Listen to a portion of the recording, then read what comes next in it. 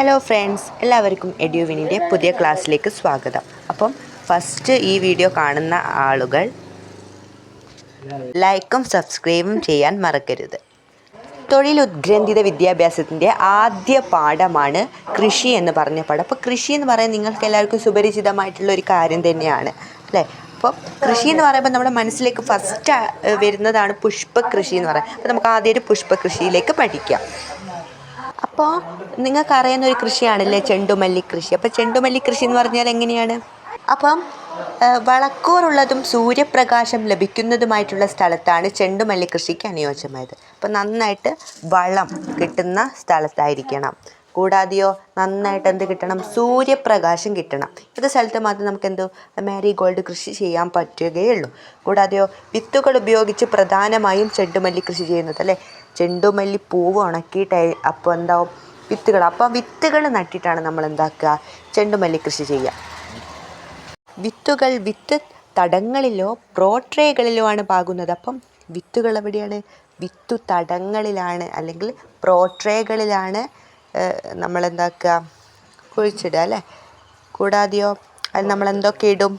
പ്രോട്രേകളിൽ ചകിരിച്ചോറ് അല്ലേ, പിന്നെ കമ്പോസ്റ്റ് ചേർത്ത് മിശ്രം നിറച്ച് കുഴിയൊന്നിട്ട് ഒരു വിത്ത് എന്ന രീതിയിലാണ് നമ്മൾ പാകുക. ഓരോന്നിലും ഓരോ വിത്ത് വീതം. എന്നാലാണ് നല്ല ഓരോ വിത്തിനും അനുയോജ്യമായിട്ടുള്ള വളങ്ങളൊക്കെ ലഭിക്കുകയുള്ളൂ.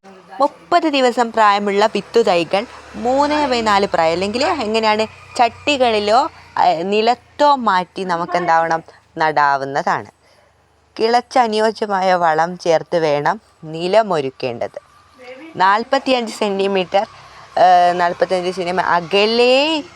അകലത്തിലാണ് നമ്മൾ വിത്ത് തൈകൾ നമ്മൾ എന്താക്കുക? നടേണ്ടത്. ഓക്കെ. കൂടുതൽ ശിഖരങ്ങൾ ഉണ്ടാക്കാനും, ശിഖരങ്ങൾ എന്ന് വെച്ചാൽ തണ്ടുകൾ ഉണ്ടാക്കാനും, ഓരോ ശിഖരത്തിലും കൂടുതൽ പൂക്കൾ ഉണ്ടാക്കാനും ചെടി നട്ടു 30 മുതൽ 40 ദിവസത്തിനകം ചെടിയുടെ അഗ്രഭാഗം നമ്മൾ നുള്ളിക്കളയും. ഇതിനാണ് നമ്മൾ പറയുക പിഞ്ചിങ് എന്ന്. ഓക്കെ, അഗ്രഭാഗം നുള്ളിക്കളയുന്നത്. ചെടികൾ വളരുന്ന മുറയ്ക്ക് കമ്പുകൾ ഉപയോഗിച്ച് ആവശ്യാനുസരണം താങ്ങ് നൽകണം. ഓക്കെ.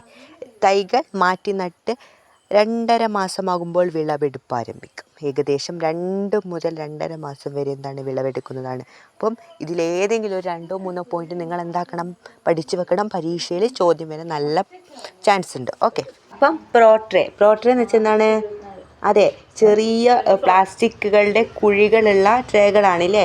ഇത് തൈകളുടെ ആരോഗ്യകരമായ വളർച്ചയ്ക്ക് ഏറെ സഹായിക്കുന്നുണ്ട്. മികച്ച വിത്ത് മുളയ്ക്കൽ, കരുത്തുള്ള വേരുകൾ, തടസ്സമില്ലാത്ത തൈ മാറ്റിവെക്കൽ എന്നിവയ്ക്ക് ഇത് വ്യാപകമായി ഉപയോഗിക്കുന്നു. അപ്പം എന്താക്കുക? പ്രോട്രേ എങ്ങനെയാണ്? പ്ലാസ്റ്റിക് ട്രേകളാണ്. ഇത് തൈകളുടെ ആരോഗ്യകരമായുള്ള വളർച്ചയ്ക്ക് നല്ലതാണെന്നൊക്കെയാണ് പറയണത്. അടുത്താണ് പിഞ്ചിങ് അഥവാ അഗ്രം നുള്ളൽ എന്ന് പറയുന്നു അല്ലേ. ഇപ്പോൾ പൂച്ചെടികളുടെ അഗ്രഭാഗം നീക്കം ചെയ്യുന്ന ഒരു സാങ്കേതിക വിദ്യയാണിത്. ഇത് സസ്യങ്ങളിൽ പുതിയ ശാഖകൾ വളർച്ച പ്രോത്സാഹിപ്പിക്കുന്നു. ഇതിനെ കൊണ്ടുള്ള ഗുണം എന്നാൽ കൂടുതൽ പുഷ്പങ്ങൾ ഉൽപ്പാദിപ്പിക്കുന്നു. കൂടാതെയോ പിഞ്ചിങ് രീതി സസ്യത്തിൻ്റെ ശൈലിയും സൗന്ദര്യവും മെച്ചപ്പെടുത്താൻ സഹായിക്കുകയും പൂക്കളുടെ എണ്ണത്തിൽ കൂടുതൽ ഗുണനിലവാരം എന്ന് വെച്ചാൽ കൂടുതൽ വർദ്ധിക്കുന്നു. എന്താണ് ചിത്രത്തിൽ കാണുന്ന പോലെ അഗ്രഭാഗം എന്താണ്? അടുത്ത് ഇതേപോലത്തെ മറ്റൊരു സാങ്കേതിക വിദ്യയാണ് പ്രൂണിങ് അഥവാ കൊമ്പ് കോതൽ എന്ന് പറയുന്നു അല്ലേ. ഇതെങ്ങനെയാണ് ചെയ്യുന്നത്? സസ്യത്തിൻ്റെ അനാവശ്യമായ അല്ലെങ്കിൽ രോഗബാധിതമായ മുറിഞ്ഞ അല്ലെങ്കിൽ ഉണങ്ങിയ ശാഖകളെയും ഇലകളെയും നീക്കം ചെയ്യുന്നതിലൂടെ സസ്യത്തിൻ്റെ പോഷക ശേഖരണവും വളർച്ചയും ഊർജിതമാക്കാൻ കഴിയുന്നു. അപ്പോൾ എന്താണ്? കൊമ്പുകോതൽ സസ്യങ്ങൾക്ക് നല്ല ഘടന സൃഷ്ടിക്കാനും പുഷ്പങ്ങളുടെ ഫലങ്ങളുടെ ഉൽപാദനം വർദ്ധിപ്പിക്കുന്നതിനും ഏറെ സഹായിക്കുന്നുണ്ട്. അടുത്തതായി റോസിനെ പറ്റി നമുക്ക് കൂടുതൽ പഠിക്കാം. അപ്പം റോസാ കൃഷി എങ്ങനെയാണ്? പുഷ്പങ്ങളുടെ റാണിയാണ് റോസ. അപ്പം നമ്മൾ ചെറുപ്പത്തിൽ തൊട്ട് കേൾക്കുന്നതാണല്ലേ പുഷ്പങ്ങളുടെ റാണി. റോസാ ചെടികൾ പ്രധാനമായും 2 വിധത്തിലാണ് നടുന്നത്. ഒന്നാമത്തെ എന്താണ്? നാടൻ ഇനങ്ങൾ എങ്ങനെയാണ്? കമ്പ് ഉപയോഗിച്ച്. ഹൈബ്രിഡ് ഇനങ്ങളോ ബഡ് ചെയ്തിട്ട്.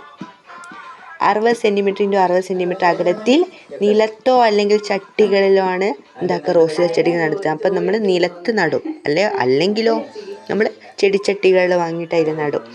30 സെൻറ്റിമീറ്റർ വലിപ്പമുള്ള കുഴിയെടുത്ത് മേൽമണ്ണിൽ ചാണകപ്പൊടി, എല്ലുപൊടി അഥവാ ഇതെന്താണ് ജൈവവളം ഇതൊക്കെ ഇട്ടിട്ട് ബഡ് തൈകളാണെങ്കിൽ മുകുളം വെച്ചാൽ ബഡ്സ് മുകുളം എന്ത് ചെയ്തു? അതെ, മണ്ണിന് മുകളിൽ വരത്തക്ക രീതിയിൽ നടും അല്ലേ. കൃത്യമായ വളപ്രയോഗം ആവശ്യമായ ചെടിയാണ് റോസ്. നന്നായിട്ട് വളം കൊടുക്കണം, എന്നാലേ റോസിന് നന്നായിട്ട് പൂക്കൂ അല്ലേ. അപ്പോൾ മാസത്തിലൊരിക്കൽ ചാണകം, കോഴിവളം ഇതൊക്കെ ജൈവവളമാണ്. നമ്മൾ അധികം വളം കൊടുക്കേണ്ടത് ഈ ചെടിക്ക് എന്താണ്? അത് ജൈവവളമാണ്. ഓക്കെ. പ്രൂണിങ് അഥവാ കൊമ്പ് കോതൽ റോസാ കൃഷിയിൽ ഏറ്റവും പ്രധാനപ്പെട്ട പരിചരണ മുറയാണ്. അപ്പോൾ നമ്മൾ അതിൻ്റെ കൊമ്പൊക്കെ ഇങ്ങനെ പ്രൂണിങ് ചെയ്യുമ്പോൾ എന്താകും? കുറേ പൂക്കളുണ്ടാവും അല്ലേ. അപ്പം പ്രൂണിങ് നമ്മുടെ റോസാ ചെടിയിൽ ചെയ്യുന്നത് നല്ലതാണ്. ഓക്കെ. മാസത്തിലൊരിക്കൽ ഉണങ്ങിയതും ബലമില്ലാത്തതും അനിയന്ത്രിതമായ വളരുന്ന ശാഖകൾ നമ്മൾ എന്താക്കണം? മുറിച്ച് മാറ്റണം. വർഷത്തിലൊരിക്കൽ കനത്ത പ്രൂണിങ് നമ്മൾ നടത്തണം.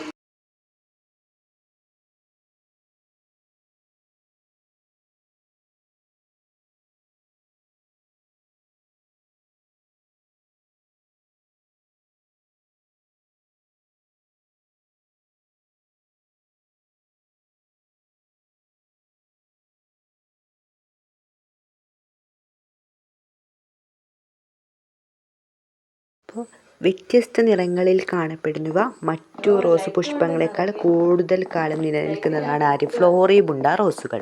ഓക്കെ. അടുത്ത റോസാണ് ഹൈബ്രിഡ് റോസുകൾ അല്ലേ. ഹൈബ്രിഡ് റോസുകൾ എങ്ങനെയാണ്? കുലയായിട്ട് വളരുന്നതാണ്. ഉഷ്ണമേഖലാ പ്രദേശങ്ങളിൽ വളരുന്ന ഏറ്റവും അനുയോജ്യമായിട്ടുള്ള റോസ്.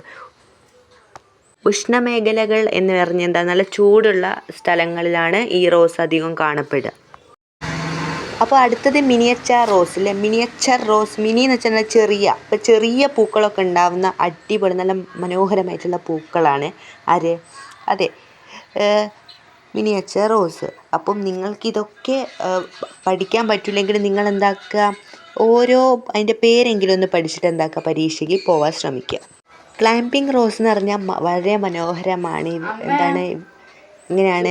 അതെ, മതിലുകളിലും ചെറിയ തോട്ടങ്ങളിലൊക്കെയാണ്. അപ്പം മതിലുകളിലൊക്കെയാണ് ഇത് പടർന്ന് കയറുക. അപ്പം നല്ല ഭംഗിയുണ്ടാവും കാണാൻ. ഓക്കെ. ചില വീട്ടുകളുടെ മതിലുകളിലൊക്കെ നമുക്കിത് കാണാൻ സാധിക്കും. ഓക്കെ. ക്ലൈംബ് ചെയ്ത് പോകുന്ന. അപ്പോൾ ഓണം സീസണിലൊക്കെ പൂവുകൾ കൊണ്ട് ആറാട്ടായിരിക്കും. കാരണം എന്താ? ഓണത്തിന് നമ്മൾ പല ഡിസൈനുകളിൽ പൂക്കളിടും അല്ലേ. അപ്പോൾ പൂക്കളുടെ ഒരു ഉപയോഗം ചോദിച്ചാൽ നിങ്ങൾക്ക് വേണേൽ പൂക്കള നിർമ്മാണം എന്ന് വേണേൽ എഴുതാം. അപ്പോൾ പലതരത്തിലുള്ള പൂക്കള ഉണ്ടാക്കുന്നതുണ്ട്. അതെന്തൊക്കെയാണെന്ന് വെച്ചാൽ, അപ്പോൾ ആധുനിക ശൈലി, പ്രത്യേക പ്രമേയത്തെ അടിസ്ഥാനമാക്കിയുള്ള ശൈലി. അപ്പം ഇതിലേതൊന്ന് പഠിച്ചിട്ട് പോവാം. അപ്പം മൂല്യവർദ്ധിത ഉൽപ്പന്നങ്ങൾ എന്ന് വെച്ചാൽ എന്താണ്?